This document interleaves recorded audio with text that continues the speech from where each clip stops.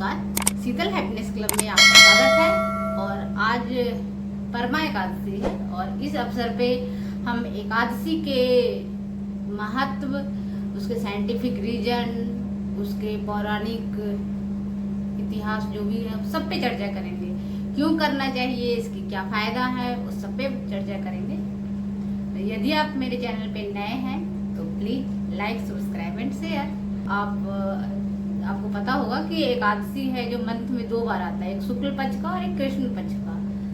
तो एकादशी में जो उपवास का विशेष महत्व है कि हम उपवास करते हैं। उपवास का मतलब होता है कि भगवान के निकट, उप मतलब निकट और वास मतलब निवास करना। तो उपवास के दौरान हम भगवान से जुड़ाव महसूस करते हैं। यदि हम अपने दूसरे दिनों में हम अपने भगवान को, आराध्य को हम नहीं समय दे पाते हैं, उनके मंत्रों की चैंटिंग नहीं कर पाते हैं, तो हम इस दिन भी ज़्यादा टाइम निकाल के करेंगे। भगवान के पास रहने का ये मतलब है कि हमारे जो 11 इंद्रियां हैं, 5 कर्म इंद्रियां, 5 सूक्ष्म इंद्रियां, तो वो सब से मन, कर्म, वचन जो भी है, सबसे भगवान को अपने अंदर फील करना, भगवान से जुड़ाव महसूस करना, अपने कोई महत्वाकांक्षा है उसके लिए, कोई ऐसी चीज जिसको हम चाहते हैं कि हमारे लाइफ में हो, उसके लिए प्रभु से प्रार्थना करना कि प्रभु मुझे ये मुझे करना है अपने लाइफ में, आप मुझे उसका डायरेक्शन दिखाओ। जो साइंटिफिक रीजन है कि हमारे बॉडी में जंक डीएनए होता है और वो जंक डीएनए जितना ज्यादा टूटता है, हमारी उम्र है उतनी ज्यादा घटती जाती है। अगर वो जंक डीएनए सारा खत्म हो गया तो आदमी बूढ़ा हो जाता है उतना जल्दी और मर जाता है। तो जब हम उपवास करते हैं तो जंक डीएनए का टूटना वो कम हो जाता है। तो व्रत के पहले फायदे ये है। दूसरा जो फायदा है कि एकादशी का जो व्रत है और वो 10वीं से ही शुरू हो जाता है। तो हम एकादशी के दिन कुछ खाते हैं, कुछ सात्विक खाते हैं, इसलिए फल खाने पे विशेष जोर दिया जाता है। उस दिन अन्न खाने से मना किया जाता है। जब कुछ सात्विक खाते हैं तो वो चौथे दिन का मतलब पूर्णिमा के दिन, या कृष्ण पक्ष की बात करें तो अमावस्या के दिन होता है, वो जाके हमारे माइंड में लगता है। और वो जो अमावस्या और पूर्णिमा के दिन होता है, जो समुद्र में ज्वार का कारण है, तो हम ये देखते हैं कि जो चंद्रमा के प्रभाव से समुद्र का पानी कई फीट ऊपर उठता है। तो क्या हमारे शरीर में जो 70% पानी से बना है, क्या उसमें कुछ नहीं होता? उसमें भी बहुत बदलाव होता है। यदि हम सात्विक अन्न ग्रहण करते हैं तो हमारे बॉडी का जो 70% पानी है वो जब जंप करेगा तो हमारे जो शुद्ध विचार हैं, जो भी सात्विक विचार हैं, जो भी अच्छे वाले फीलिंग्स हैं, हम उसमें ऊपर जाएंगे। और इसके अपोजिट यदि हम जो भी तामसिक आहार है, अगर हम उसको अगर कोई ग्रहण करता है तो शुक्ल पक्ष और कृष्ण पक्ष के दिन जो ज्वार के कारण जो हमारे शरीर के जो पानी में उभा रहेगा, उसके कारण वो क्रोध, एंजाइटी, जो भी निगेटिव चीजें हैं उसमें उभा रहेगा और वो आदमी हमेशा तनाव, गुस्सा, परेशान इस चीजों में रहेगा। इसको हम अपने जीवन पे अप्लाई करके देख सकते हैं कि जो सात्विक आहार अगर लेने वाले हैं तो उसमें गुस्सा, एंजाइटी, ये सब चीजें कम होगी बनस्पत दूसरे लोगों की अपेक्षा। तो इसलिए हमें सात्विक आहार पे बल देना चाहिए और करना चाहिए। एक जो दूसरी कथा है जिसके अनुसार भगवान विष्णु ने, क्योंकि भगवान हमारे हिंदू धर्म शास्त्रों में कहा जाता है कि भगवान विष्णु ही है जिस पूरी सृष्टि का संचालन करते हैं और समय समय पे वो अवतार ग्रहण करते हैं, कई सारी चीजें करते हैं, जिसमें है कि पाप को खत्म करने के लिए उन्होंने एक पाप पुरुष की रचना की और वो सबको पाप के हिसाब से वो दंड देता और इस कारण पूरे त्राहिमाम मचा हुआ था। मतलब हमारी जो सृष्टि है उसके लोगों के साथ इतना ज्यादा बुरा हो रहा है तो उन्हें बहुत करुणा आया और उस करुणा से एक देवी प्रकट हुई जिसका नाम एकादशी था। और वो तो भगवान विष्णु ने कहा कि ये जो भी एकादशी का व्रत करेगा, उसका पालन करेगा तो वो पाप से मुक्त हो जाएगा, पुराने पाप से, नए पाप से, जो भी चीज। तो ये इसकी एक कथा है। और तो जो पाप पुरुष ने कहा कि प्रभु सारे लोग अगर एकादशी कर लेंगे तो मेरा क्या होगा, मुझे क्यों पैदा किया था?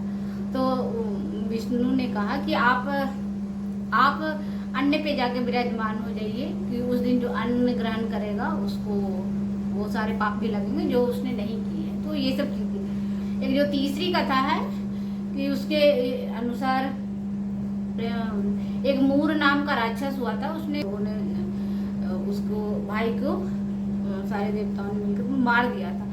तो जो मूर नामक राक्षस है उसने बहुत कठोर तपस्या किया और भगवान ब्रह्मा को प्रसन्न किया, और ब्रह्मा जी से वरदान पाया कि इस जगत में नर किन्नर जानवर आदमी देवता कोई भी उसको ना मार सके। और ऐसा वरदान प्राप्त करके वो बहुत ही ताकतवर, बहुत ही शक्तिशाली हो गए। और वो जैसा कि हमारी कहानी में भी दिखाया जाता है कि जब राक्षस वो होते हैं तो वो स्वर्ग पे आक्रमण करते हैं, सारे देवताओं को उनके सिंहासन से हटा के वो खुद को वहाँ पे स्थापित करते हैं। और यही मूर नामक राक्षस ने भी किया। सारे लोग देवता शंकर जी के पास गए। शंकर जी ने कहा कि मेरे पास तो कोई इसका सोल्यूशन नहीं है, क्योंकि ब्रह्मा जी ने इसको ऐसा वरदान दे दिया है, तो चलो विष्णु जी के पास चलते हैं, वो कुछ करेंगे, क्योंकि सृष्टि तो उन्हीं की बनाई हुई है, चलाना भी उन्हें ही है। तो विष्णु जी के पास गए और उन्होंने भी मूर राक्षस से लड़ने और मारने का प्रयास किया, नहीं हुआ। और वो फिर उन्होंने लीला रची और वो एक गुफा में जाकर उन्होंने शरण ले ली और वो विश्राम अवस्था में चले गए। और उसके बाद और मूर जो नामक जो राक्षस था वो गुफा के दरवाजे पे आके चिहाड़ रहा था कि किधर है विष्णु, बाहर निकल, मुझसे युद्ध कर, मैं देखता हूँ कि मुझे कौन पराजित करता है। तो ऐसे में भगवान विष्णु की जो ज्योति था एक लड़की के रूप वो धरती है और नाम का मूर का जो राक्षस था उसको मार देती है। और सारे जो भी देवी देवता नर किन्नर जो भी थे सब उसका जय जयकार कर रहे थे। भगवान विष्णु की जब नींद खुली तो उन्होंने पूछा कि भाई क्या बात है, क्या हो रहा है। तो उसने पूछा भगवान विष्णु ने कि ये क्या कौन है। तो उन्होंने बताया कि मैं आपके से उत्पन्न एक दासी हूँ। तो एक दासी का मतलब ही होता है कि एक दासी। तो चूंकि मैं आपसे ही उत्पन्न हुई हूँ और इसलिए जो मुझ में ताकत है ज़्यादा है और मैं इसलिए मूर्ना को जल्दी से मार पाई। तो इसलिए जो विष्णु ने कहा कि जो भी आपका उस दिन व्रत करेगा, उपवास करेगा और जो भी आपका चिंतन करेगा उसके पाप मिट जाएंगे, उसके सारे काम सही से हो जाएंगे। तो ये चीजें हैं। और सात्विक आहार ग्रहण करने का एक और जो रीजन दिया जाता है कि आपका जो बॉडी है वो डिटॉक्स होता है। जब हम अन्न खाते हैं तो उसको पचाने के लिए हमें बहुत सारा पानी की जरूरत होती है। तो वैसे में हमारा जो बॉडी है वो डिटॉक्स नहीं हो पाता। और जब हम फ्रूट खाते हैं तो उसको पचाने के लिए हमें बहुत ज्यादा पानी की जरूरत नहीं होती है, वो अपने आप से पच जाएगा। तो और यदि हम अपने खाने में 50% अगर फ्रूट को शामिल कर पाए तो ये बहुत अच्छी बात है। फ्रूट और वो जो साबुत अंकुरित अनाज होता है उसको भी हम शामिल कर लेते हैं कभी। बट एकादशी के दिन केवल फ्रूट होता है। तो उसको जब हम फलाहार रखते हैं तो हमारी बॉडी डिटॉक्स होती है। इस व्रत को करने वाला निष्पाप होगा, उसको भगवान विष्णु के चरणों की श्री भक्ति प्राप्त होगी। और भगवान विष्णु ने कहा है कि जो भी इसका ध्यान करेगा, जो भी इसका दिल से पालन करेगा, उसकी सारी मनोकामनाएं बहुत ही शीघ्र और तेजी से पूर्ण होगी। और अगर जिसकी कोई मनोकामना नहीं है उसे श्री हरि की भक्ति प्राप्त होगी।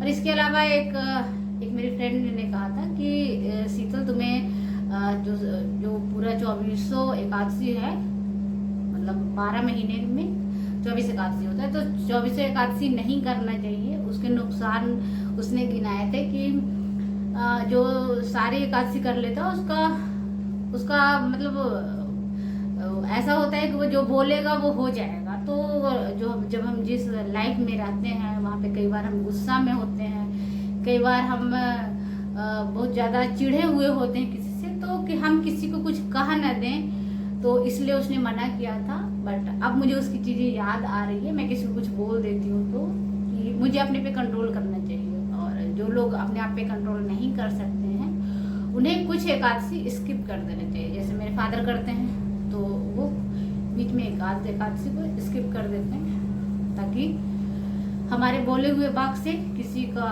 कुछ नुकसान ना हो जाए, तो इसलिए। और जैसे इसका उपयोग कर सकते हैं कि अगर मतलब आपका कोई प्रॉब्लम है, जैसे मेरे घर में मेरे फादर को डायबिटीज का इशू था, तो मैंने उनसे एकादशी का व्रत करवाना शुरू किया था। तो 1 साल के अंदर हुआ कि एक तो उनका शुगर का जो लेवल है वो बैलेंस हो गया।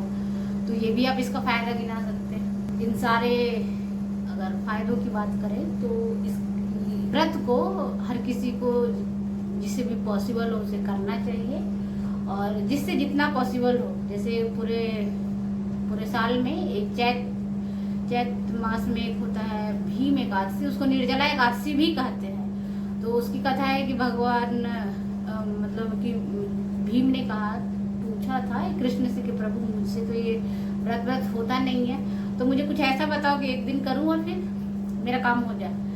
तो उनके सारे भाई और सारे जो माता लोग थी वो पूरा एकादशी किया करते थे, बट भीम से नहीं हो पाता था क्योंकि उनका पेट परमानेंट था, वो था कि उनसे कुछ नहीं हो पाता था। तो उनके लिए ही कृष्ण ने बताया था कि ये चैत मास में जो निर्जला एकादशी है उसको करो, और उस निर्जला एकादशी का जो पुण्य है वो पूरे एकादशी के बराबर है। तो कई लोगों से अगर नहीं हो पाता है पूरा, तो वो उन्हें एक दिन का निर्जला एकादशी करना चाहिए, और जिससे जितना हो सके। किसी से शुक्ल पक्ष का हो पाता है शुक्ल पक्ष का करें, किसी से जिससे हो पाता है उसे उतना करना चाहिए। और इस दौरान जो कुछ निषेध चीज़ें हैं उसको नहीं करना चाहिए, तामसिक आहार से बचना चाहिए। और मतलब वो 3 दिन कहा जाता है, दसवीं एकादशी और द्वादशी, 3 दिनों को पूरा सात्विक खाएं। मैरिड लाइफ है तो भी आप अपने पार्टनर से डिस्टेंस बना के रखें, और बाकी जो भी चीज़ें हैं वो जिसका कि हर व्रत में पालन किया जाता है उसका पालन करें। सो थैंक यू मुझे इतना ध्यान से सुनने के लिए। और यदि आप मेरे चैनल पे नए हैं तो लाइक सब्सक्राइब एंड शेयर। सो व्रत करें, उसके पुण्य को ग्रहण करें और खुश रहें। Thank you so much.